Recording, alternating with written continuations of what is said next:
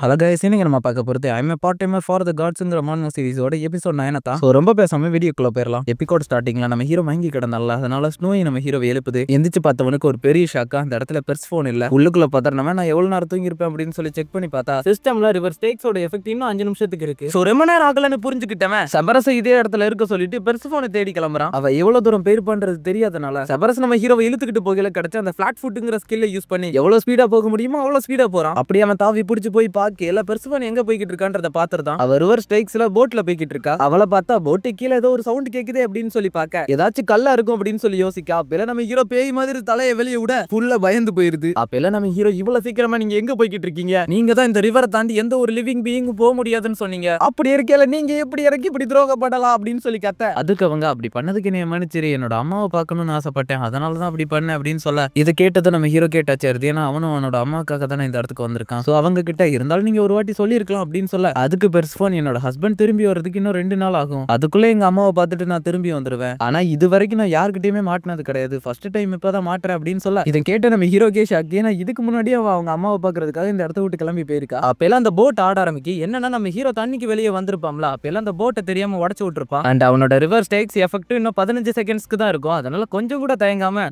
தரன்னு அந்த போட்டை தள்ளிக்கிட்டு அந்த சைடு கார்னருக்கு கொண்டு வந்துருவான். அந்த இடம் இது வரைக்கும் இருந்த இடமானிக்கு இல்லாம ரொம்பவும் பிரைட்டா இருக்கு. அந்த இடத்தோட அண்டர்வேல்டு முடியுது போல. அந்த இடத்த பார்த்த பெர்ஸ்ஃபோன் இதனாலதான் இந்த இடம் எனக்கு ரொம்பவும் பிடிச்சிருக்கு அப்படின்னு சொல்ல அப்ப நம்ம ஹீரோ அவங்களோட ஃபீலிங்ஸை புரிஞ்சுக்கிட்டு எனக்கு ஒரு ப்ராமிஸ் பண்ணுங்க, ஒன்ஸ் உங்க அம்மாவை மீட் பண்ணி நீங்க பேசி முடிச்சதுக்கு அப்புறம் நம்ம சீக்கிரமா திரும்பி போய் ஆகணும் அப்படின்னு சொல்ல அதுக்கு பெர்ஸ்ஃபோன் கவலையே படாத, இது வரைக்கும் நான் மாட்டினதே இல்ல அப்படின்னு சொல்ல அதை கேட்டு நம்ம ஹீரோ சப்போஸ் நம்ம மாட்டினோம்னா சாக போற ஆள் நானா இருந்தேன்னா என்ன பண்றது அப்படின்னு சொல்லி கதறான். கவலைப்படாத, கண்டிப்பா உனக்கு எதுவும் ஆகாது அப்படின்னு சொல்லிட்டு அவங்க அம்மா இருக்கிற இடத்துக்கு கூட்டு போறா. அவங்க இருக்கிற இடத்துக்கு வந்ததுக்கு அப்புறம் பெர்ஸ்ஃபோன் அவங்கள பார்த்துட்டு பாசத்தை பொழிய 2 பேரும் பாசத்தை மாறி மாறி பொழிஞ்சுக்கிறாங்க. அவங்கள பார்த்து நம்ம ஹீரோ இவங்களுக்கு கொஞ்சம் ஸ்பேஸ் கொடுக்கணும்னு நினைக்கிறேன் அப்படின்னு சொல்லிட்டு அந்த இடத்த விட்டு நடந்து போக கீழே ஒரு பிரைட்டான பூச்செடி முளைக்குது. அதை பார்த்தா நம்ம ஹீரோ மித்தாலஜி படி பெர்ஸ்ஃபோன் அண்டர்வேல்டுல மாட்டிக்கிட்டதுக்கு அப்புறம் அவங்க அம்மாவான டிமிட்ரஸோட சோகத்தால இருக்கிற எல்லா இடத்துல இருக்கிற தாவரமும் வாடி போகும். அதைத்தான் பூமியில பனிக்காலம்னு சொல்லுவாங்க. இப்ப அந்த இடத்துல செடிகள்லாம் முளைக்கிறத பார்த்து நம்ம ஹீரோ அப்படின்னா அவங்க சந்தோஷமா இருக்காங்கன்னு அர்த்தம் அப்படின்னு சொல்லிட்டு பெர்ஸ்ஃபோனை பார்த்து எனக்கு பண்ண வேண்டிய வேலைகள்லாம் சிலது இருக்கு, அதனால நான் ரிவர் கிட்ட போறேன் அப்படின்னு சொல்றான். அப்படின்னா நீ என்னை கண்காணிக்க போறது இல்லையா அப்படின்னு சொல்லி பெர்ஸ்ஃபோன் கேட்க அதெல்லாம் நம்ம ஹீரோ கண்டுக்காம 8 மணிக்கு நம்ம ரிவர் கிட்ட சந்திப்போம் அப்படின்னு சொல்லிட்டு கிளம்பியிருந்தான். இதை கேட்ட பெர்ஸ்ஃபோனுக்கு ரொம்பவும் சந்தோஷமாயிருச்சு. ஸோ நம்ம ஹீரோவை கூப்பிட்டு ரொம்ப நன்றி அப்படின்னு சொல்ல அப்படியே சீன் கட் ஆகுது. 8 மணி ஆயிருச்சு. போட்டையும் நம்ம ஹீரோ ரெடி பண்ணி வச்சுட்டான். ஆனா பெர்ஸ்ஃபோன் இன்னும் அந்த இடத்துல வரல. சோ நம்ம ஹீரோ அங்க இருக்கிற மரத்துல வளர்ந்த பூவெல்லாம் பாத்துக்கிட்டு நிக்கல. யாரோ வர்ற மாதிரி சவுண்ட் கேக்குது. நீங்க தான் வந்துட்டீங்களா அப்படின்னு சொல்லிட்டு திரும்பி பார்த்தா ஹேடிஸ் அந்த இடத்துல நின்னுக்கிட்டு நான் ரொம்பவும் போல்டான ஒரு பார்ட் டைமரை வேலைக்கு எடுத்துட்டேன் போல, என்னோட மனைவி பெர்ஸ்ஃபோனை எங்க அப்படின்னு சொல்லி கேட்க அடுத்த செகண்ட் நம்ம ஹீரோட சிஸ்டம்ல இருந்து நீங்க சாக போறீங்க, நீங்க ஆபத்துல இருக்கீங்கன்னு எக்கச்சக்கமான நோட்டிபிகேஷன் வர ஆரம்பிக்கு. அவனை பார்த்த நம்ம ஹீரோ பயத்துல விரைச்சு போய் நின்னுக்கிட்டு இருக்கு. அவன் பேச ஆரம்பிக்கான். எதனால அமைதியா இருக்க? அண்ட் ஒன்னே மாதிரி ஒருத்தன் எப்படி செவரஸோட காலரை கண்டுபிடிச்சான்? அப்புறம் பெர்ஸ்ஃபோனை தப்பிச்சு போக வேற விட்டுருக்க.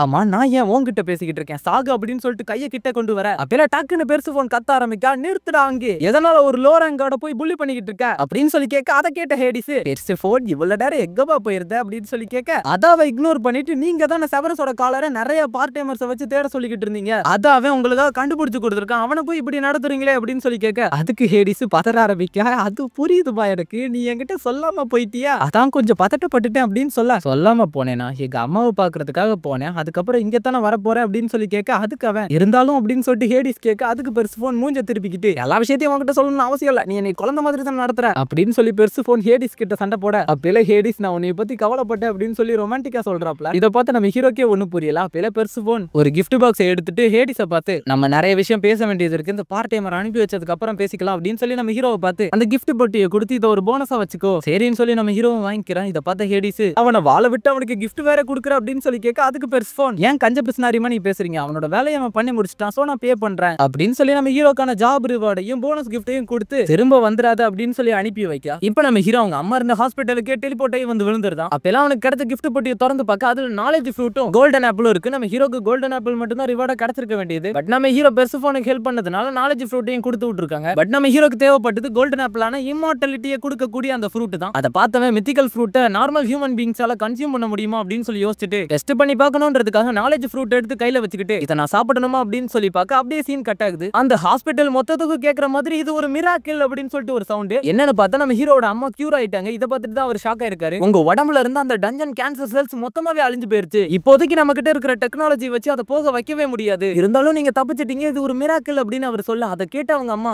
சந்தோஷத்துல அழ ஆரம்பிக்காங்க. நம்ம ஹீரோ அவங்கள பார்த்து நான் தான் சொன்னேன்ல உங்களுக்கு இதுவும் ஆகாது அப்படின்னு சொல்ல நம்ம ஹீரோக்கு ரொம்ப சந்தோஷம். அவங்க அம்மா கியூர் ஆயிட்டாங்கன்னு சொல்லி பையன் என்ன பண்ணிருப்பானா கோல்டன் ஆப்பிள்னு கொடுத்தா சாப்பிட மாட்டாங்கன்ட்டு இந்தாங்க ஆப்பிள் ஜூஸ் குடிங்க அப்படின்னு சொல்லி கொடுத்துருப்பா. அதை யோசிச்சு பார்த்த நம்ம ஹீரோ அவங்க அம்மாவை பார்த்து நீங்க இப்ப டிஸ்சார்ஜ் ஆயிட்டீங்கம்மா, நம்ம இப்ப வீட்டுக்கு போகலாம் அப்படின்னு சொல்ல சோ 2 பேரும் ஹாஸ்பிட்டல்ல இருந்து வீட்டுக்கு கிளம்புறதுக்காக டாக்ஸில ஏறாங்க. நம்ம ஹீரோ அவனோட வீட்டு அட்ரஸ் சொல்லி அங்க போகணும் அப்படின்னு சொல்ல அதுக்கு அவரு அந்த பிளேஸ்க்கு நம்ம சுத்திக்கிட்டு தான் போகணும் அப்படின்னு சொல்ல நம்ம ஹீரோ அதுக்கு நீங்க யூடோ பார்க் வெளியே போக வேண்டியதான் அப்படின்னு சொல்லி கேட்க அதுக்கு அவரு அப்படின்னா நீங்க என்ன நியூஸை கேள்விப்படலாம்னு நினைக்கிறேன் அப்படின்னு சொல்லி ரேடியோ ஆன் பண்றாரு. யூடோ பார்க் ரிவருக்கு பக்கத்துல உருவான அந்த சிலிண்டரிக்கல் டஞ்சனால ஒரு பெரிய பிரச்சனை போய்கிட்டு இருக்கு. அந்த இடத்துக்கு ஹண்டர் கில்டையும் கூப்பிட்டுருக்காங்க, ஃப்ரீ ஹண்டர்ஸையும் கூப்பிட்டுருக்காங்க அப்படின்னு சொல்லி போட அதை கேட்ட உடனே நம்ம ஹீரோட மூஞ்சி மாறுது. அதை பார்த்து அவங்க அம்மா டேம் டிக்யூ நீ வேணா போயிட்டு வா, நான் உன்னை டிவில பாக்குறேன், நானே வீட்டுக்கு போய்க்குவேன் அப்படின்னு சொல்ல அதை கேட்டு நம்ம ஹீரோக்கும் சந்தோஷம். அந்த இடத்துல காரை ஊட்டி இறங்க அவங்க அம்மா பார்த்து போயிட்டு வா அப்படின்னு சொல்றாங்க. கவலைப்படாதீங்கம்மா அப்படின்னு சொல்லிட்டு நம்ம ஹீரோவும் போறான். இப்போ நம்ம ஹீரோ அந்த டஞ்சனை பார்த்துக்கிட்டு இந்த டஞ்சனை பாக்குறதுக்கே கொஞ்சம் பயங்கரமா இருக்கு. சோ ரெடியா இருக்கியா ஸ்னோயி அப்படின்னு சொல்லி கேட்டுட்டு அந்த இடத்துக்கு போறதுக்கு முன்னாடி நான் ஏதாச்சும் பை பண்ணி ஆகணும் அப்படின்னு சொல்லி நம்ம ஹீரோ அவனோட விண்டோவை ஓபன் பண்ண ஆனா பையன் கிட்ட 12 ரூபா தான் இருக்கு. என்னன்னா ஹேடிஸ் இன்னும் நம்ம ஹீரோ பண்ண வேலைக்கு பே பண்ணல. பட் அப்பேல நம்ம ஹீரோக்கு ப்ரொஃபைல் அப்டேட் ஆகுது. என்னன்னு சொல்லி பார்த்தா டேமர் ஆஃப் செபரஸ் அப்படின்னு சொல்லிட்டு ஒரு டைட்டில் கிடைச்சிருக்கு. இந்த டைட்டில வச்சிருக்கவங்களால இருக்கிற எல்லா டாக்ஸையுமே கண்ட்ரோல் பண்ண முடியும். அதை பார்த்து நம்ம ஹீரோ நாயை கண்ட்ரோல் பண்ணி நான் என்ன பண்ண போறேன் அப்படின்னு சொல்லி பார்க்க அந்த நேரம் அங்க இருந்த எல்லா ரிப்போர்ட்டர்ஸும் சோயிலுங்கிற அந்த பொண்ணை சுத்தி நின்னுக்கிட்டு கேள்வி கேட்க ஆரம்பிக்காங்க. பட் அவங்க கேட்கிற எந்த கேள்விக்குமே அவ பதில் சொல்லாம சன்கன்கள்டால முடிஞ்ச பெஸ்ட்டா நாங்க கொடுப்போம் அப்படின்னு சொல்லிட்டு அவங்க யாரையுமே கண்டுக்காம போயிருந்தா. நம்ம ஹீரோவும் இந்த மாதிரி நின்னுக்கிட்டு டைம் வேஸ்ட் பண்றதுக்கு அவளை ஃபாலோ பண்ணிட்டு போகலாம் அப்படின்னு சொல்லிட்டு ஃபாலோ பண்றான். இப்ப டஞ்சனுக்குள்ள காட்டுறாங்க சியல் கூட பின்னாடி வந்துகிட்டு இருந்த சில பேரெல்லாம் கசகசன்னு பேசிக்கிட்டு இருக்காங்க. அதை பார்த்து அவ கவனிக்கிறங்க அப்படின்னு சொல்றா. நம்ம ஒன்னும் சத்தமா பேசலையே அப்படின்னு சொல்லிட்டு அவன் பேச அப்பெல்லாம் சோயலோட பக்கத்துல நின்னுகிட்டு இருந்த ஒருத்தன் பாஸ் ரொம்ப இன்னைக்கு அன்யூஷுவலா நடந்துக்கிறாங்க, இவங்க எப்பயுமே இந்த மாதிரி நடந்துக்க மாட்டாங்க, இவங்களே இப்படி நடந்துக்கிறாங்கன்னா கண்டிப்பா ஏதோ ஒரு பிரச்சனை இருக்கு அப்படின்னு சொல்லிட்டு அவன் யோசிக்க அப்பெல்லாம் அந்த டீப் டஞ்சன்ல இருந்து டார்க் ஆற மாதிரி ஏதோ ஒரு விஷயம் வெளியே வருது. அதை பார்த்து அவ அது வந்துருச்சு அப்படின்னு சொல்ல என்னன்னு பார்த்தா அந்த இடத்துக்கு எக்கச்சக்கமான நாய் மானங்கி இருக்கிற மான்ஸ்டர்ஸ் எல்லாம் வந்திருக்கு. அதை பார்த்த உடனே இருக்கிற எல்லா கில்ட் மெம்பர்ஸும் பதற ஆரம்பிக்கிறாங்க. இந்த மாதிரி ஹவுன்ஸ் எல்லாம் ரொம்பவும் ஆபத்தானது, நம்ம கதை முடிஞ்சிருச்சு அப்படின்னு சொல்லி பதறாங்க. அப்பெல்லாம் அவ மட்டும் பதட்டப்படாம கையில கத்திய வச்சுக்கிட்டு இங்க நம்மள கடுப்பேத்துற மாதிரி ஒரு குரூப்பை கண்டுபிடிச்சிருக்கோம், யாரெல்லாம் க்ளோஸ் காம்பட்ல சண்டை போடுவீங்களோ அவங்க பின்னாடியே இருங்க, மத்தத நான் பாத்துக்கிறேன் அப்படின்னு அவ சொல்ல அப்பெல்லாம் அந்த நாய்களுக்கு பின்னாடி இருந்து ஒரு சவுண்ட் நல்ல பையன் அப்படின்னு சொல்லிட்டு இதை கேட்ட உடனே சியோலுக்கு பக்கத்துல இருந்தவன் பின்னாடி இருக்கிற எல்லாத்தையும் பார்த்து விளாடுற நேரமாடா இது, என்னடா பேசிக்கிட்டு இருக்கீங்க அப்படின்னு சொல்லி கேட்க அதுக்கு அவங்க நாங்க எதுவும் பண்ணலப்பா அப்படின்னு சொல்றான். அப்பெல்லாம் ஒருத்தன் அந்த ஹவுன்ஸுக்கு பின்னாடி இருந்தா அந்த வாய்ஸ் கேக்குது அப்படின்னு சொல்ல யாருன்னு பார்த்தா நம்ம ஹீரோ தான். பட் அவங்க கண்ணுக்கு நம்ம ஹீரோ தெளிவா தெரியல. பட் அந்த ஹவுன்ஸ் எல்லாம் நம்ம ஹீரோட பேச்ச கேட்கறத பார்த்துட்டு இந்த டெட்லி ஹவுன்ஸே டேம் பண்றதுக்கான இவன் ரொம்ப ஆபத்தான ஆளா தான் இருப்பான் அப்படின்னு சொல்லிட்டு அவனோட பாச பார்த்து நீங்க பின்னாடி இருங்க, இவனை நான் பாத்துக்கிறேன் அப்படின்னு சொல்றான். இப்பவே நம்ம ஹீரோவை பார்த்து அந்த ஹவுன்ஸ் எல்லாம் வச்சு நீ எங்களை என்ன பண்ண போற அப்படின்னு சொல்லி கேட்க அதுக்கு நம்ம ஹீரோ ரொம்ப கேஷுவலா அந்த ஷேடோவை விட்டு வெளியே வந்து ஸ்வாட கீழே இருக்கு, அந்த நாய்க்குட்டிங்களெல்லாம் நீ பயமுறுத்துற அப்படின்னு சொல்றான். நம்ம ஹீரோவை பார்த்து அந்த மடப்பையில ஷாக் ஆகுற மனுஷனா அப்படின்னு சொல்லிட்டு அப்பெல்லாம் சோயல் பின்னாடி ஒரு நாய் அட்டாக் பண்ண வர அதை கவனிச்சு நம்ம ஹீரோ ஃப்ளீட் ஃபுட்ங்கிற ஸ்கில்ல யூஸ் பண்ணி டக்குன்னு அவளை போய் காப்பாத்தி கையை ஒங்கிட்டு நிக்கல ஏதோ பெருசா பண்ண போறான்னு பார்த்தா நறுக்குன்னு அந்த நாய்க்கு ஒரு கொட்டுக்கா வச்சு கெட்ட நாய்க்குட்டி இப்படி எல்லாம் யாரையும் கடிக்க போக கூடாது அப்படின்னு சொல்றான். அப்பெல்லாம் சிஸ்டம் பார்த்தா நம்ம ஹீரோவை 32 நாய் கரண்டா ஃபாலோ பண்ணதுன்னு போட்டிருக்கு. அப்பெல்லாம் அந்த சியோலுக்கு பக்கத்துல இருந்து அந்த அசிஸ்டன்ட் போய் அப்ப நம்மள அட்டாக் பண்ணலையாம அப்படின்னு சொல்லி பார்க்க அப்பெல்லாம் நம்ம ஹீரோவோட கையை பிடிச்சிக்கிட்டு நம்ம மறுபடியும் மீட் பண்ணிட்டோம் மிஸ் சியோல் அப்படின்னு சொல்ல அந்த நேரம் நம்ம ஹீரோவோட கையை நோட் பண்றான். அது பெர்சுஃபோன் போட்டிருந்தா சேம் பிரேஸ்லைட்டா இருக்கு. சோ நம்ம ஹீரோக்கு டவுட் வந்து அந்த பிரேஸ்லைட்டை பத்தி கேட்கலாம்னு வரையில பட் அந்த பொண்ணு டக்குன்னு ஸ்டாப் பண்ணி இங்க ரொம்பவும் தைரியசாலி தான் டேம் டிக்யூ, இத்தனை பேர் நம்மள பாத்துக்கிட்டு இருக்கல என்னோட கையை பிடிச்சி ரொமான்டிக்கா பேசுறீங்க, இதுக்கெல்லாம் ஒரு தனி தைரியம் வேணும் அப்படின்ற மணிக்கு அவ சொல்ல அப்பேல தான் நம்ம ஹீரோக்கே புரியுது இருக்கிற எல்லாரும் தப்பா புரிஞ்சுக்கிட்டாங்கன்னு. டேய் இது ஒரு மிஸ் அண்டர்ஸ்டாண்டிங் தான் அப்படின்ற மணிக்கு சொல்ல பட் அவங்க எல்லாம் அதை கேட்கற மாதிரி இல்ல, போன் எடுத்து போட்டோ பிடிச்சி இதுக்கு பேர் தான் டஞ்சன் ப்ரொபோசல் அப்படின்னு சொல்றான். அந்த இடத்துல இந்த எபிசோட் முடியுது. சரி ஓகே கைஸ், கண்டிப்பா இந்த எபிசோட் உங்களுக்கு பிடிச்சிருக்கும் நம்புறேன். பிடிச்சிருச்சுன்னா மறக்காம நம்ம சேனலை சப்ஸ்கிரைப் பண்ணிட்டு கூடவே ஒரு பெல் ஐகானை கிளிக் பண்ணி ஒரு கமெண்ட் போட்டுட்டு வாங்க. ரொம்ப நாளா வீடியோ போடல,